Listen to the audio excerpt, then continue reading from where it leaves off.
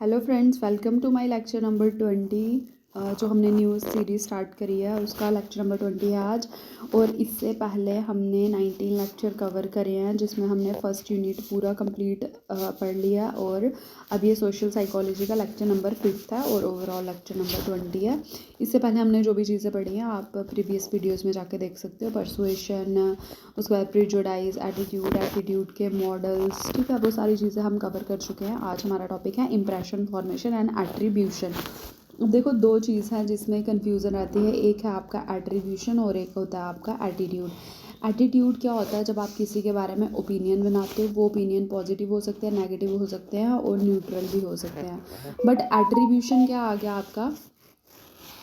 Attribution आपका आ गया कि जब आप किसी के बिहेवियर को कॉज देते हो, ठीक है, जब आप किसी के बिहेवियर को कॉज दे रहे हो वो आपका आ गया एट्रीब्यूशन। अब इसको हम डिटेल में करते हैं। सबसे पहले इंप्रेशन फॉर्मेशन होता है, उसके बाद एट्रीब्यूशन आता है, ठीक है। अगर कभी सीक्वेंस अरेंज करने के लिए आ जाए तो पता होना चाहिए। सबसे पहले हम सिलेक्शन करते हैं। किस चीज़ की सिलेक्शन करते हैं? Information about target person. फिर उस इन्फॉर्मेशन को हम ऑर्गेनाइज करते हैं। ऑर्गेनाइज इन्फॉर्मेशन यानी कि information is organised in systematic way. और जो थर्ड हमारा स्टेप आता है वो क्या आता है? इन्फ्रेंस। हम कंक्लूजन ड्रॉ करते हैं। अब ये जो मैंने लिखा है टारगेट, टारगेट क्या आ गया? जिसके बारे में हम इंप्रेशन बना रहे हैं। रिसीवर कौन आ गया? जो इंप्रेशन बना रहा है, ठीक है। हु फॉर्म द इम्प्रेशन, उसको हम क्या बोलते हैं? रिसीवर। और about home the impression is formed, उसको हम क्या बोलते हैं? टारगेट, ठीक है। तो ये दो लोग इंपॉर्टेंट हैं इस प्रोसेस में। अब आ गया एट्रीब्यूशन। देखो एट्रीब्यूशन क्या है? After forming an impression we often go through the process of assigning cause to the person's behaviour. जब हम किसी इंडिविजुअल के बारे में कोई भी इंप्रेशन बनाते हैं तो उसके बाद हम क्या करते हैं, जो हम नेक्स्ट प्रोसेस परफॉर्म करते हैं वो क्या होता है कि हम उस इंडिविजुअल के बिहेवियर को कॉज देते हैं, ठीक है। The process through which we seek to determine the cause behind other behaviour, उसको हम क्या बोलते हैं? एट्रीब्यूशन। अब जैसे कि अगर कोई एग्रेसिव बिहेवियर शो कर रहा है, कोई बड़ा पोलाइट बिहेवियर शो कर रहा है, ठीक है, कोई बड़ा काम है, ठीक है, या कोई बड़ा मतलब फ्रेंडली बिहेवियर शो कर रहा है, तो ये बिहेवियर वो क्यों शो कर रहे हैं, इस चीज़ के पीछे जो भी हम उस इंडिविजुअल के बिहेवियर को क्या करेंगे, रीज़न देंगे, तो वो क्या होगा? हमारा एट्रीब्यूशन, ठीक है।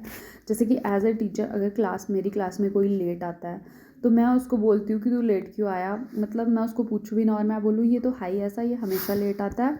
या फिर मैं सोचूंगी कि इसको स्टडीज़ में कोई इंटरेस्ट नहीं है, इसको साइकोलॉजी में कोई इंटरेस्ट नहीं है, ये तभी लेट आता होगा। तो ये जो रीज़न मैंने दिया उसका, क्लास में लेट आने का, जो मैं खुद से उसको रीज़न दे रही हूँ, ये क्या है? मेरा एट्रीब्यूशन है उस इंडिविजुअल की तरफ। तो अगर मैं ये एट्रीब्यूशन, अगर मतलब मैं क्या कर रही हूँ, इंप्रेशन फॉर्म करके कॉज दे रही हूँ बिहेवियर को, तो मैं कौन हूँ? रिसीवर। और जो स्टूडेंट मेरी क्लास में आ रहा है, लेट आ रहा है, उसके बारे में मैं ये कॉज दे रही हूँ, तो वो क्या आ गया? टारगेट। वो मेरा टारगेट और मैं रिसीवर, ठीक है। आई समझ? अब ये क्या प्रोसेस है? अब इसमें आते हैं, दो चीज़ें आती हैं इसमें, ठीक है। एक आता है प्राइमेसी इफेक्ट, एक आता है रिसेंसी इफेक्ट। ये आपने मेमोरी में भी पढ़ा होगा। प्राइमेसी आ गया यानी कि first impression are the last impression. जो हमारा बोलते हैं ना हम कि first impression is the last impression, कि जो भी स्टार्टिंग में हमें जैसा लग गया तो हम उसको जो भी कॉज दे रहे हैं वो हम परमानेंट कभी कभी फिक्स कर लेते हैं। बट कभी कभी क्या होता है कि जो लास्ट की चीज़ें अच्छी परफॉर्म करता है, स्टार्टिंग में लेट होता है, तो उस चीज़ से भी हम इंप्रेशन फॉर्म करते हैं, ठीक है। अब एक तीसरा इफेक्ट आता है इसमें, वो क्या है? Hello effect. हेलो इफेक्ट क्या होता है? एरर इन एट्रीब्यूशन होता है ये, ठीक है। अगर एरर इन एट्रीब्यूशन पूछे आपको इन तीनों में से कौन सा, ना प्राइमेसी एरर है ना रिसेंसी एरर है, एरर कौन है आपका?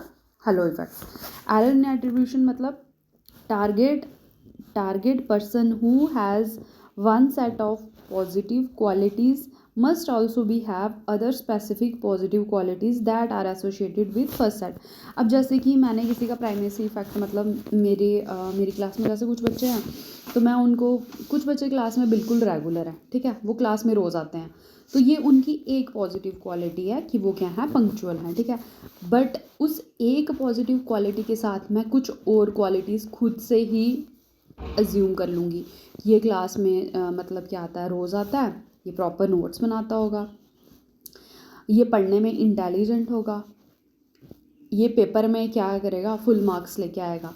तो ये एक जो पंक्चुअलिटी के साथ मैंने और अपने से 3 अजम्पशंस ऐड कर दी उस एक स्टूडेंट के लिए, ये क्या है मेरा हलो इफेक्ट। और ये क्या होगा, एरर इन एट्रीब्यूशन, कि मैं उसके एक ये बिहेवियर के कॉज को और अपने से चीज़ें ऐड कर रही हूँ। ठीक है, ये थी एक एग्जांपल। एक और, जैसे कि कोई, अगर मैं किसी का इंटरव्यू ले रही हूँ, कोई बिल्कुल वेल ड्रेस्ड ऐसे आया हुआ है, तो मैं उसको क्या बोल रही हूँ, ठीक है इसका इंटरव्यू है, मैं देख रही हूँ कि ये पूरा प्रॉपर अपने गेटअप में आया हुआ है कि जैसे इंटरव्यू में चाहिए, साइकोलॉजिस्ट ऐसा होना चाहिए, ये वो, ठीक है। तो मैं खुद से और क्या कर दूँगी कि अब अगर ये मतलब इतना पूरा प्रॉपर बन के आया है तो इसका नॉलेज भी ज़्यादा होगा। और अगर उसने क्या हुआ कि किसी के साथ थोड़े अच्छे से बात कर ली, तो मुझे लगेगा ये बड़ा सोशल भी है, हो सकता है किसी सोशल एनजीओ के साथ भी क्या हो, अटैच हो। तो ये जो सारी चीज़ें एक पॉजिटिव बिहेवियर की वजह से या एक पॉजिटिव क्वालिटी की वजह से जो हम बाकी चीज़ें ऐड ऑन करते हैं किसी के बिहेवियर को, जब हम कॉज देते हैं तो उसको हम क्या बोलते हैं, हॉलो इफेक्ट बोलते हैं, हेलो इफेक्ट बोलते हैं। और ये क्या होता है, एरर इन एट्रीब्यूशन होता है। इसको पेपर में बहुत बारी पूछते हैं, आप प्रीवियस ईयर उठा के देख सकते हो। ये जितनी भी सोशल साइकोलॉजी है ना, मैं हर एक टॉपिक में आपको मतलब जो भी कोई टॉपिक करवाती हूँ उसमें बोलती हूँ ये बड़ा ज़्यादा इंपॉर्टेंट है, क्योंकि आजकल सोशल साइकोलॉजी बहुत ज़्यादा पूछी जा रही है। ठीक है, और जो आपके सेट के पेपर होते हैं उनमें सबसे ज़्यादा सोशल साइकोलॉजी ही आती है। अब आ गया कॉज। अब कॉज हम दे रहे हैं किसी के बिहेवियर को, ठीक है, मैंने अभी आपको सिर्फ क्या बताया कि हम किसी के बिहेवियर को कॉज दे रहे हैं, तो उसको हम क्या बोल रहे हैं, एट्रीब्यूशन। अब ये जो हम कॉज दे रहे हैं ये 2 टाइप के हो सकते हैं, इंटरनल भी हो सकता है और एक्सटर्नल कॉज भी हो सकता है। इंटरनल कॉज क्या होता है, समथिंग विद इन पर्सन, जब हम पर्सन के कोई पर्सनैलिटी रिलेटेड चीज़ को कॉज दे रहे हैं, ठीक है, वो इंटरनल आ गया। एक्सटर्नल आ गया जब हम आउटसाइड चीज़ को किसी को कॉज दे रहे हैं कि किसी और चीज़ की वजह, सिचुएशन की वजह से जो भी हो रहा है, तो वो क्या आ गया, जो सिचुएशन रिलेटेड कॉज होते हैं वो एक्सटर्नल होते हैं, और जो पर्सनैलिटी रिलेटेड या पर्सन रिलेटेड हो गए वो इंटरनल आ गए। ठीक है, तो जब भी हम किसी के बिहेवियर को कॉज दे रहे हैं वो एट्रीब्यूशन है। वो कॉज भी 2 टाइप के होते हैं आपके, इंटरनल एंड एक्सटर्नल। ठीक है, अब ये जो इंटरनल और एक्सटर्नल ये जो कॉजल फैक्टर हैं, इनको क्लासीफाई करने के लिए 1 year classification of causal factor हम पढ़ते हैं। ठीक है, फॉर सक्सेस और फेलियर, कि जब एक इंडिविजुअल को सक्सेस मिलती है या फेलियर मिलता है तो हम उसके बिहेवियर को कैसा कॉज देते हैं। 1 ईयर ने एक इसकी टेबल में मतलब ये क्लासिफिकेशन दी थी कॉजल फैक्टर की, और ये पेपर में बहुत बार पूछते, पेपर में तो सारी चीज़ें ही पूछते हैं, मैं जो भी करवा रही हूँ, क्योंकि ये शॉर्ट नोट है और पेपर के रिलेटेड है, पूरी कहानी लेके मैं नहीं आती हूँ। अब कुछ फैक्टर क्या होते हैं, स्टेबल होते हैं, कुछ अनस्टेबल होते हैं। स्टेबल इंटरनल फैक्टर कौन से हैं और स्टेबल एक्सटर्नल फैक्टर कौन से हैं, अनस्टेबल इंटरनल फैक्टर कौन से और अनस्टेबल एक्सटर्नल फैक्टर कौन से हैं। ठीक है, अब देखो, स्टेबल इंटरनल फैक्टर वो होंगे जो टाइम के साथ चेंज नहीं होंगे, अनस्टेबल फैक्टर वो होंगे जो टाइम के साथ चेंज हो जाएंगे। तो पहली चीज़ आ गई हमारी स्टेबल इंटरनल फैक्टर।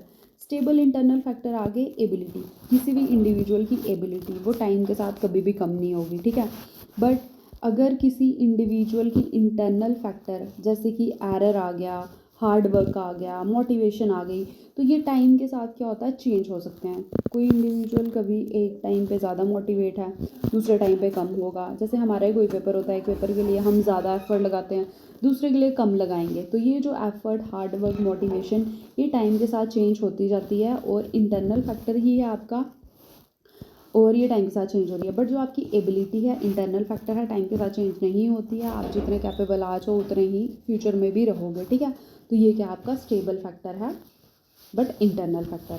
वैसे ही आगे आपका स्टेबल एक्सटर्नल फैक्टर क्या आ गया, फिट क्या आ गया, कुछ एक्सटर्नल फोर्स आ गई, ये जो आउटसाइड फोर्स आ गई। ठीक है, जो कि चीज़ों को कंट्रोल करती है, जो चीज़ें हमारे हाथ में नहीं होती हैं तो वो कभी नहीं होती हैं, तो ये भी कुछ क्या होते हैं, एक्सटर्नल फैक्टर होते हैं।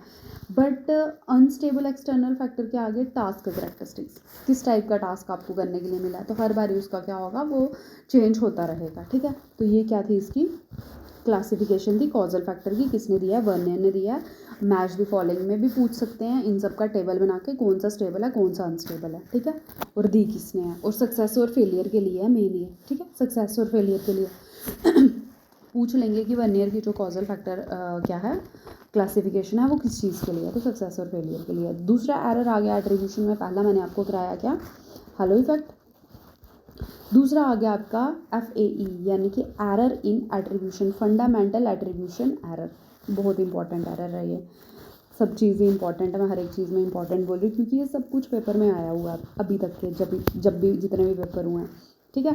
फंडामेंटल एट्रीब्यूशन एरर क्या आ गया, in making attribution there is an overall tendency for people to give greater weightage to internal और dispositional factor rather than situational cause और एक्सटर्नल कॉज। हम जब भी एट्रीब्यूशन बनाते हैं, किसी के बिहेवियर को कॉज देते हैं, तो ओवरऑल जो टेंडेंसी होती है ना एक इंडिविजुअल की, वो ज़्यादा वेटेज किसको दे रहा है, इंटरनल फैक्टर्स को दे रहा है, डिस्पोजिशनल फैक्टर्स को दे रहा है, यानी कि पर्सनैलिटी रिलेटेड या जो इंडिविजुअल के मतलब पर्सन के रिलेटेड फैक्टर हैं उसको हम ज़्यादा वेटेज देते हैं as compared to situational factor, ठीक है। कि सिचुएशन की भी कोई गलती हो सकती है। अब जैसे कि कोई एग्जांपल देती हूँ, जैसे कि कोई क्लास की नहीं देती, हाँ, जैसे कि आपका कोई फ्रेंड है या मैं किसी दूसरे टीचर को जानती हूँ या फिर मेरा कोई पड़ोसी है, कुछ भी है, ठीक है। अगर उसका कोई एग्ज़ाम क्या हो रहा है, पास नहीं हो रहा, ठीक है, उसका एग्ज़ाम कोई रह गया, तो मैं कभी ये नहीं बोलूँगी कि उसमें एबिलिटी थी पास करने की, वो हार्ड वर्क भी करता है, बट हो सकता है सिचुएशन वैसी हो, उसके घर में पढ़ने का माहौल नहीं हो इसलिए वो फेल हुआ। मैं ऐसे कभी नहीं बोलूँगी। मैं क्या बोलूँगी, मतलब हम सब क्या बोलते हैं मैक्सिमम, पढ़ा ही नहीं होगा तभी फेल हो गया ये, ठीक है। जब भी कुछ होता है तो हम क्या करते हैं, इंडिविजुअल के पर्सनल फैक्टर को क्या करते हैं, ज़्यादा वेटेज देते हैं।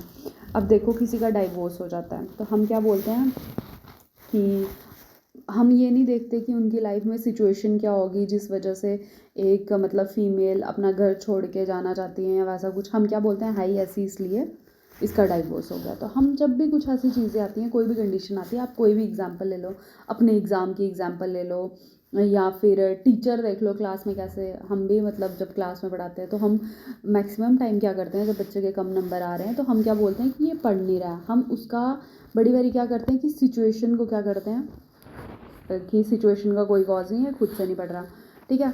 जैसे कि कुछ बच्चे क्लास में डिबार हो जाते हैं तो हम क्या बोलते हैं कि ये जान के नहीं आया है, हो सकता है कि उसके घर में वैसा कुछ हो कि वो आ नहीं पाया, बट मैक्सिमम आजकल बच्चे खुद की वजह से भी डिबार होते हैं। इसको भी आप मेरा क्या कर सकते हो, इंटरनल कॉज में दे रही हूँ किसी बिहेवियर को, ये बोल सकते हो। अगर कोई पास हो जाए तो हम क्या बोलते हैं कि अगर देखो कोई फर्स्ट आएगा, हम क्या बोलेंगे, इसकी किस्मत अच्छी थी, हम एक्सटर्नल को कॉज देंगे, ये मैं आगे बढ़ाती हूँ। बट अगर हम पास हो गए तो हम क्या बोलेंगे, हमने मेहनत की थी। हम कभी ये नहीं बोलेंगे हमारी किस्मत अच्छी थी हम तो पास हो गए, ठीक है। तो ये आ जाएगी चीज़ें। बट जब भी फंडामेंटल एट्रीब्यूशन एरर आ रहा है तो इसका मतलब आप इंटरनल और जो पर्सनल डिस्पोजिशनल फैक्टर हैं, मतलब पर्सन के खुद का जो बिहेवियर है उसको कॉज दे रहे हो, उसकी खुद की गलती को कॉज दे रहे हो, ना कि सिचुएशन को, ठीक है। वो क्या है, फंडामेंटल एट्रीब्यूशन एरर आ गया। अब आ गया attribution for success and failure. जब भी सक्सेस होती है, ये हमारी खुद की बात हो रही है, people attribute success to, success को हम इंटरनल कॉज देते हैं कि अगर मैं पास हो रही हूँ, मेरा पेपर क्लियर हो रहा है तो मेरा हार्ड वर्क है, मेरी एबिलिटी है, मेरे में इतनी कैपेसिटी है, मैं पेपर को पास कर सकती हूँ। बट अगर किसी दूसरे का पेपर पास हो रहा है तो मैं क्या बोलूँगी कि अच्छा ठीक है, ये खुद के बारे में ही हो रहा है। Attribution for success and failure, देखो अगर मैं पास हो जाऊँगी तो क्या बोलूँगी, मेरी क्या है, कैपेसिटी है, मेरा हार्ड वर्क था इसलिए मैं पास हो गई। बट अगर मैं फेल हो गई, बोलूँगी मेरा बैड लक था, काम ही मुश्किल था, ठीक है, सिचुएशन ही वैसी थी। फिर मैं एक्सटर्नल चीज़ों को कॉज दूंगी। और ये आप खुद के साथ करके भी देख सकते हो कि जब आपका मतलब क्या हुआ है, कोई एग्ज़ाम क्लियर हुआ है तो आपने उसको किसको वेटेज दी है ज़्यादा, इंटरनल फैक्टर को, और जब फेलियर हुआ है तो आपने एक्सटर्नल को दी है। अब वैसे ही एक आता है एक्टर ऑब्जर्वर इफेक्ट, और ये भी बहुत इंपॉर्टेंट है, मैच द फॉलोइंग में पूछते हैं इसको।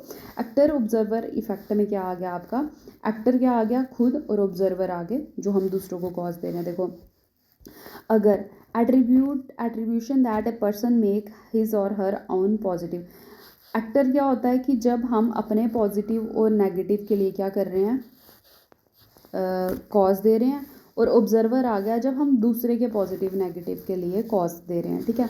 जब हम खुद के लिए जब हम पॉजिटिव फैक्टर को कॉज दे रहे हैं, या जब खुद की पॉजिटिव चीज़ों या क्वालिटी या कोई हमारी सक्सेस, कोई एग्ज़ाम क्लियर होना, कोई जॉब लगना, तो उसको हम इंटरनल फैक्टर देते हैं। बट जब कोई दूसरा पास होता है या फिर क्या होता है अब मैं सिंपल, इसको छोड़ो, इधर सिंपल बताती हूँ। जब हम खुद क्या होते हैं, पॉजिटिव चीज़ें करते हैं ना, हमारे ज़्यादा एग्ज़ाम वगैरह क्लियर होते हैं, हम पास होते हैं, तो हम क्या करते हैं, इंटरनल कॉज देते हैं, ठीक है, इंटरनल कॉज।